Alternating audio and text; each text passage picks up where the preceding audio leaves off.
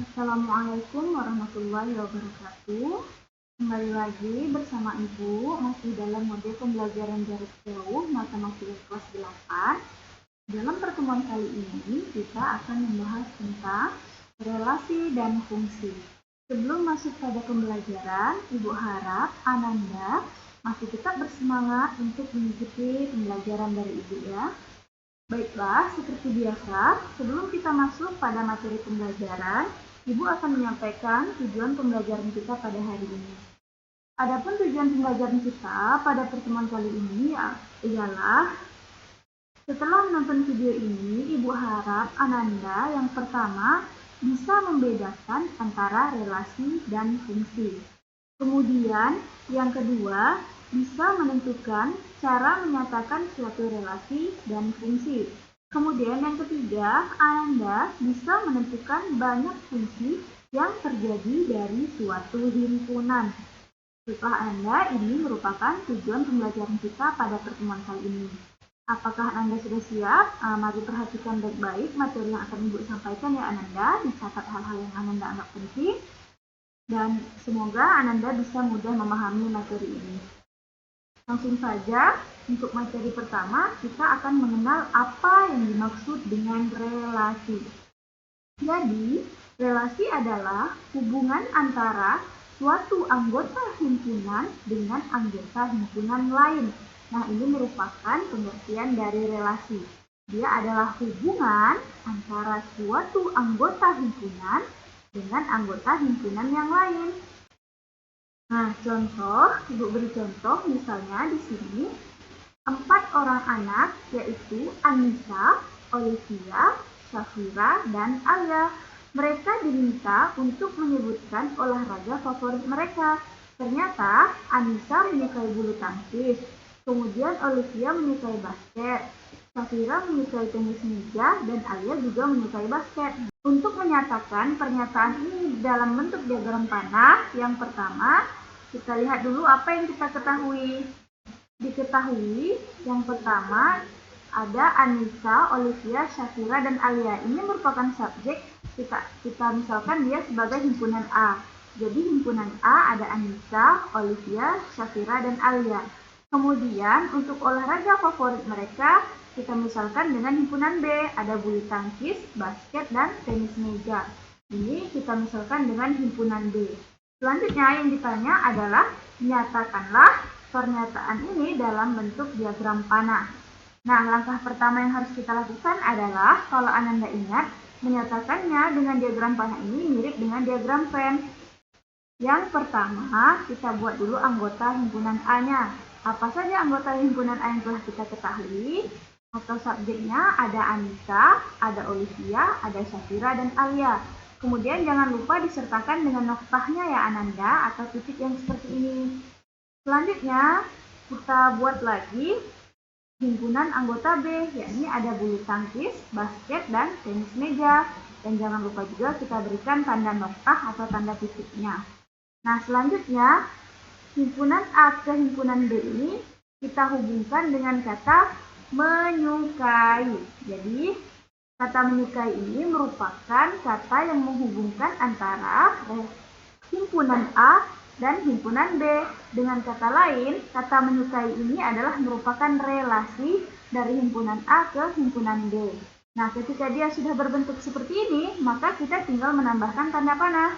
Nah, seperti dengan soal yang telah kita ketahui, nah, jadi Anissa menyukai bulu tangkis, kemudian Olivia menyukai basket, Shafira menyukai tenis meja, dan Alia menyukai basket. Nah, ini merupakan gambaran dari relasi. Bagaimana Ananda? Masih mudah untuk memahaminya, Ibu rasa? Semoga Ananda masih paham ya. Baiklah, selanjutnya Ibu masuk ke materi yang kedua, yakni menyatakan relasi. Jadi Ananda, cara menyatakan relasi ini ada 3. Yang pertama dengan diagram panah, seperti yang Ibu contohkan sebelumnya. Yang kedua dengan diagram kartesius. Yang ketiga dengan himpunan pasangan berurutan. Nah, kita gunakan contoh soal yang pertama ya Ananda. Ada 4 orang anak, yaitu tadi Anissa, Olivia, Shafira, dan Alia. Kemudian mereka diminta untuk menyebutkan olahraga favorit mereka, yakni Anissa menyukai bulu tangkis, Olivia menyukai basket, Shakira menyukai tenis meja, dan Alia juga menyukai basket. Nah, dari sini kita ketahui bahwa kita misalkan himpunan A itu adalah subjek atau pelakunya, yakni Anissa, Olivia, Shakira, dan Alia. Dan himpunan B kita misalkan dengan olahraga favorit mereka, yakni ada bulu tangkis, basket, dan tenis meja. Nah, yang ditanya adalah nyatakanlah himpunan A dan B ini dalam bentuk diagram panah, kemudian diagram kartesius, dan yang terakhir dengan himpunan pasangan berurutan. Nah, kita selesaikan satu-satu dulu ya Ananda. Yang pertama kita selesaikan dengan diagram panah.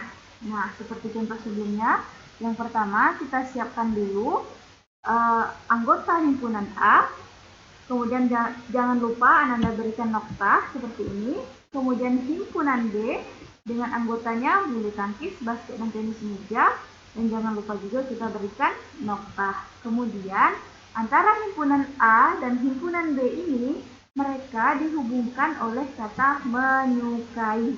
Nah, sama seperti soal sebelumnya, maka dari sini dapat kita lihat yang pertama tadi kan Anissa menyukai bulu tangkis. Nah, kemudian Olivia menyukai basket. Kita beri tanda panah. Dan ketiga, Shakira menyukai tenis meja. Dan terakhir, Alia menyukai basket juga. Nah, ini merupakan cara menyatakan relasi dengan diagram panah. Masih bisa paham Ananda? Baik, akan Ibu lanjutkan. Yang kedua pertanyaannya adalah nyatakan himpunan A ke himpunan B ini dengan diagram kartesius. Nah, untuk diagram kartesius, yakin dan percaya Ananda masih ingat tentang pelajaran kita sebelumnya, yaitu tentang sistem koordinat kartesius. Mari kita lihat ya. Yang kedua ialah menyatakan himpunan A ke himpunan B tadi dengan diagram kartesius. Kita lihat dulu yang diketahui dari soal yang sebelumnya, sama ada himpunan A, kemudian ada himpunan B, yang ditanyanya adalah nyatakanlah dalam bentuk diagram kartesius. Nah, dalam diagram kartesius, sebelum kita membuat sumbu X dan Y-nya, yang pertama kita harus menyiapkan bidang kartesius. Nah, ini dia bidang kartesiusnya. Selanjutnya, kita buat sumbu X dan sumbu Y. Sumbu X ini, X, Y, A, B. A ini adalah sumbu X. Maka A kita anggap sebagai siswa, dan B adalah sebagai olahraga. Jadi X-nya siswa, Y-nya olahraga. Nah, siapa saja anggotanya untuk siswa ini? Yang pertama ada Anissa, yang kedua ada Olivia, yang ketiga ada Shakira, dan yang keempat ada Alia. Selanjutnya untuk olahraga yang mereka sukai itu berada di sumbu X. Apa saja dia? Yakni ada bulu tangkis, ada basket, dan tenis meja. Nah, untuk menentukan titik koordinat kartesiusnya, seperti dengan pembelajaran kita sebelumnya, yang pertama kita lihat dulu, Anissa kan menyukai bulu tangkis. Maka ini dia, Anissa menyukai bulu tangkis. Bisa Ananda lihat di mana letak titiknya? Ya, ini adalah letak titik koordinat dari Anissa menyukai bulu tangkis. Kemudian Olivia menyukai basket. Olivia di sumbu X dan basketnya di sumbu Y. Nah, ini letak titiknya ya Ananda. Kemudian Shakira menyukai tenis meja. Jadi Shakira di sumbu X dan tenis meja di sumbu Y. Maka letak titiknya di sini. Dan yang terakhir Alia menyukai basket. Nah, ini dia. Ini merupakan cara menyatakan suatu relasi dengan menggunakan diagram kartesius. Masih bisa dipahami ya Ananda? Baiklah, Ibu lanjutkan. Yang ketiga ialah menyatakan relasi dengan himpunan pasangan berurutan. Bagaimana caranya? Nah, seperti biasa, kita lihat dulu apa yang diketahui dari soal yang pertama tadi. Yang pertama ada himpunan A, yang kedua ada himpunan B, dan yang ditanyakan adalah nyatakanlah himpunan A ke himpunan B dalam bentuk himpunan pasangan berurutan. Nah, untuk menyatakan relasi dengan himpunan pasangan berurutan ini, yang pertama adalah himpunan A kita pasangkan dengan himpunan B. Kemudian mereka dipisahkan oleh tanda koma. Seperti ini Ananda contohnya. Nah, kita misalkan himpunan pasangan berurutannya adalah himpunan C. Nah, jadi cara menyatakannya adalah Anissa menyukai bulu tangkis. Jadi Anissa, bulu tangkis. Artinya Anissa menyukai bulu tangkis. Kemudian Olivia kan menyukai basket, jadi Olivia, basket. Itu maksudnya Olivia menyukai basket. Kemudian Syafira menyukai tenis meja, jadi Syafira, tenis meja. Dan Alia menyukai basket. Nah, Alia, menyukai basket. Nah, ini merupakan cara menyatakan relasi dengan himpunan pasangan berurutan. Jadi Ananda tinggal lihat berdasarkan pasangannya masing-masing, kemudian dipisahkan tanda koma, kita nyatakan dalam bentuk himpunan. Jadi kita beri nama himpunan, misalnya himpunan C, kemudian kita awali dengan tanda kurung kurawal, baru kita pisahkan seperti ini ya Ananda. Masih bisa paham ya? Baiklah. Ibu lanjutkan. Selanjutnya materi kita adalah fungsi, atau kata lain dari fungsi adalah pemetaan. Nah, kita pahami dulu apa yang dimaksud dengan fungsi. Fungsi adalah relasi khusus yang memasangkan setiap anggota satu himpunan dengan tepat satu anggota himpunan lainnya. Nah, jadi fungsi ini juga relasi, namun dia khusus, di mana dia mempunyai syarat. Nah, syarat suatu relasi itu merupakan fungsi. Yang pertama adalah setiap anggota himpunan A memiliki pasangan di himpunan B. Kemudian syarat yang keduanya, setiap anggota himpunan A dipasangkan dengan tepat satu ke anggota himpunan B. Nah, ini merupakan syarat suatu relasi itu merupakan fungsi. Syaratnya ialah setiap anggota A memiliki pasangan dan setiap anggota A hanya boleh memiliki satu saja pasangan. Seperti ini, agar lebih jelas Ananda lihat di sampingnya ada diagram panah yang sudah Ibu siapkan. Nah, dari sini ini ada anggota himpunan A, anggotanya ada A1, A2, A3, dan A4. Kemudian ada anggota himpunan B, anggotanya B1, B2, B3, dan B4. Kemudian dia dihubungkan dengan relasi di mana A1 dipasangkan dengan B2, A2 dipasangkan dengan B1, kemudian A3 dipasangkan dengan B3, A4 dipasangkan dengan B4. Nah, dari diagram ini, apakah ini merupakan suatu fungsi? Nah, untuk melihatnya itu fungsi atau bukan, yang pertama kita harus mengecek dulu. Apakah setiap anggota A ini masing-masing mempunyai pasangan? Kita lihat A1 memiliki pasangan ya. Terlihat dengan jelas. Kemudian A2 juga memiliki pasangan, A3 juga memiliki pasangan, A4 juga memiliki pasangan. Berarti syarat satu terpenuhi, setiap anggota A memiliki pasangan di B. Nah, jadi setiap anggota A ini dia memiliki pasangan. Kemudian kita lihat lagi syarat yang kedua, setiap anggota himpunan A dipasangkan dengan tepat satu ke anggota B. Nah, seperti yang Ananda lihat, masing-masing dari mereka hanya memiliki satu pasangan. Jadi A1 ini dipasangkan dengan B2. B1 ya, kemudian A2 dipasangkan dengan B1. Begitu juga dengan A3 dan A4. Nah, ini merupakan syarat suatu relasi itu bisa dikatakan fungsi. Bisa dilihat dengan jelas Ananda? Baiklah Ananda, selanjutnya kita akan mengenal beberapa istilah yang ada di dalam fungsi. Nah, beberapa istilah itu ada domain, codomain, dan range. Perhatikan diagram panah yang di samping ini yang sudah Ibu siapkan ya Ananda. Nah, untuk mengetahui apa itu domain, codomain, dan range, Ananda harus benar-benar bisa fokus memperhatikan penjelasan dari Ibu ya. Baiklah, yang pertama kita akan mengenal domain. Domain adalah daerah asal, di mana daerah asal dalam fungsi itu adalah di himpunan X. Mana dia? Ini dia himpunan X. Jadi himpunan X ini disebut dengan domain atau daerah asal. Nah, apa saja anggota himpunan X ini? Ada A1, A2, A3, dan A4. Nah, ini merupakan domain atau daerah asalnya. Yang kedua itu codomain. Nah, yang selanjutnya ada codomain. Jadi apa yang dimaksud dengan codomain? Codomain itu adalah daerah kawan. Nah, daerah kawan itu letaknya di himpunan Y. Jadi himpunan Y ini merupakan codomain atau daerah kawan. Jadi X tadi adalah domain, daerah asal, dan Y adalah codomain atau daerah kawannya.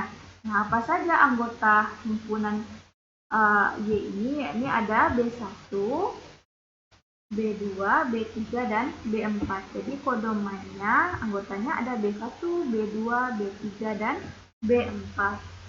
Dan yang terakhir ada range. Range ini maksudnya adalah daerah hasil atau daerah anggota himpunan Y yang dipilih oleh anggota himpunan X. Mana saja yang dipilih oleh anggota himpunan X? Yang pertama ada B1, B2, dan B3. Jadi range-nya atau daerah hasilnya kita lambangkan dengan Z, yaitu himpunan B1.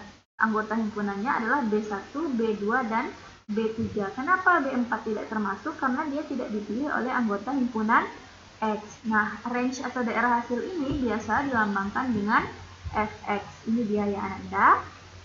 Apakah Ananda sudah bisa paham? Untuk lebih bisa memahami, Ibu akan berikan satu contoh. Kita masuk contoh yang pertama. Diketahui himpunan pasangan berurutan 1A, 2A, dan 3A merupakan fungsi dari 1, 2, 3 ke A, B. Domain, kodomain, dan range dari fungsi tersebut adalah. Nah, jadi pertanyaan ini menanyakan domain, kodomain, dan range dari fungsi 1A, 2A, dan 3A. Seperti biasa, kita lihat dulu apa yang bisa kita ketahui dari soal. Yang diketahui yang pertama, kita misalkan himpunan 1, 2, 3 ini sebagai himpunan X. Kemudian anggota A, B ini kita misalkan sebagai himpunan Y. Nah, dan himpunan pasangan berurutannya, yaitu 1A, 2A, dan 3A ini kita misalkan dengan himpunan Z. Yang ditanyanya adalah tentukan domain, kodomain, dan range dari fungsi tersebut. Nah, berdasarkan penjelasan Ibu di slide sebelumnya, bahwa himpunan X itu disebut juga dengan domain. Nah, kemudian Y adalah kodomainnya atau daerah kawannya. Jadi X adalah domainnya dan Y adalah kodomainnya. Maka dapat langsung kita jawab ya Ananda, bahwa domainnya adalah himpunan X yang anggotanya 1, 2, dan 3. Selanjutnya kodomainnya adalah himpunan Y, di mana anggotanya adalah A, B. Dan range-nya adalah himpunan Y yang dipilih oleh himpunan X. Ini dia kita lihat di sini, apa saja yang dipilih oleh himpunan X, yaitu ada 1A, 2A, dan 3A. Berarti range-nya itu yang dipilih dari Y adalah himpunan A. Berarti yang dipilih oleh himpunan X itu hanya A. Berarti range-nya adalah A. Begitu ya Ananda.